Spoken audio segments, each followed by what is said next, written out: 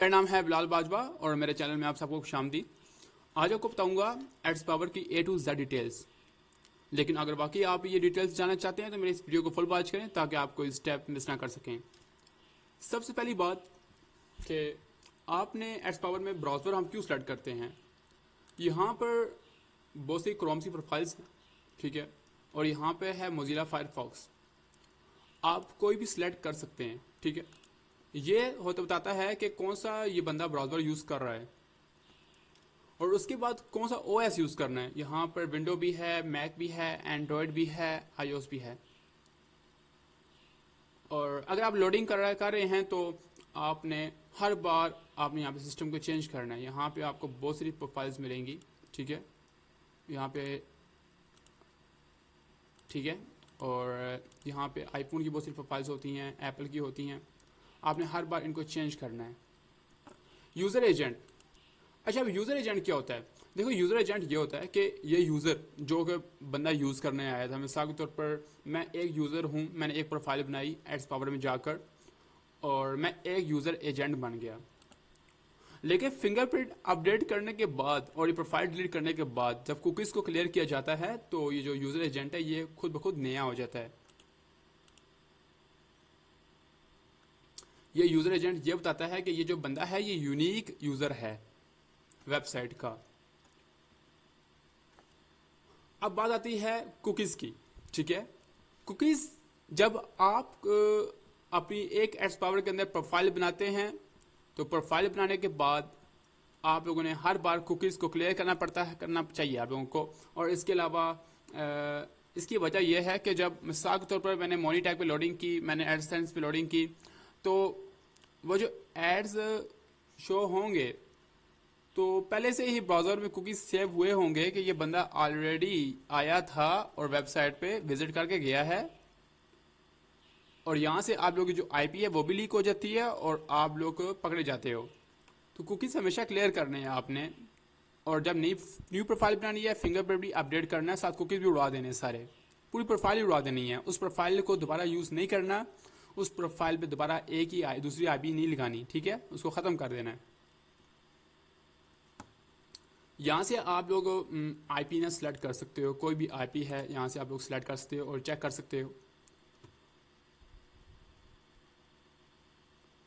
दूसरी बात है वेब RTC। अब ये क्या गेम है। वेब RTC गेम ये है कि आप जो वेब RTC को रिप्लेस करते हो तो देखो, use the web RTC IP date match your proxy. ये उसको मजबूर करता है कि ये जो आप लोग जो IP है ना, आप लोग की जो IP है जो एड्स पावर में आप लोग यूज करते हो, लेकिन आपकी जेन्युइन IP, मिसाल के तौर पर अगर आप पाकिस्तान से हो तो पाकिस्तान की IP, ये जो वेब RTC है इसको डिसेबल कर दो ताकि ये जो आपकी IP है ना ये ब्लॉक ही कर दे, वेब RTC पकड़ ही ना सके। आपकी IP बैकग्राउंड में हाइड हुई होती, नजर आ रही होती है जब लोडिंग करते हो। दूसरी बात है टाइम जोन। टाइम जोन मतलब कि जो लोग आप IP यूज कर रहे हो उसी का टाइम जोन होना चाहिए। काफी लोग गो लॉगिन यूज करते हैं लेकिन उधर टाइम जोन का मसला भी आता है। लोग USA की प्रॉक्सी यूज करते हैं लेकिन जो टाइम जोन शो हो रहा होता है वो पाकिस्तान का शो हो रहा होता है, जिसकी वजह से अकाउंट क्लोज होते हैं। लोकेशन भी बेस्ड ऑन IP होनी चाहिए और टाइम जोन भी बेस्ड ऑन IP होना चाहिए। जिस IP यूज करें उसी IP की लोकेशन और टाइम जोन आना चाहिए। और language automatically based on IP होना चाहिए। लेकिन गो लॉगिन के अंदर ये चीज़ें नहीं पाई जाती। यहाँ पे लिखा हुआ स्क्रीन रेजोल्यूशन।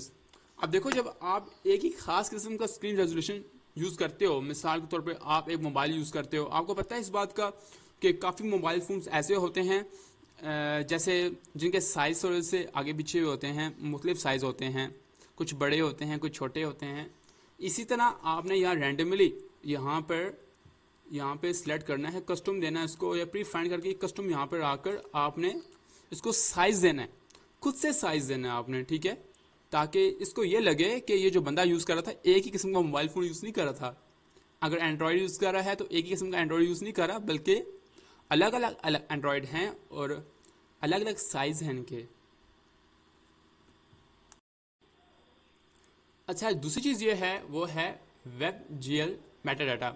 बहुत एहसास चीज़ है और इस चीज़ को आपको ज़रूर मद्देनज़र रखना है कि ये क्या चीज़ है।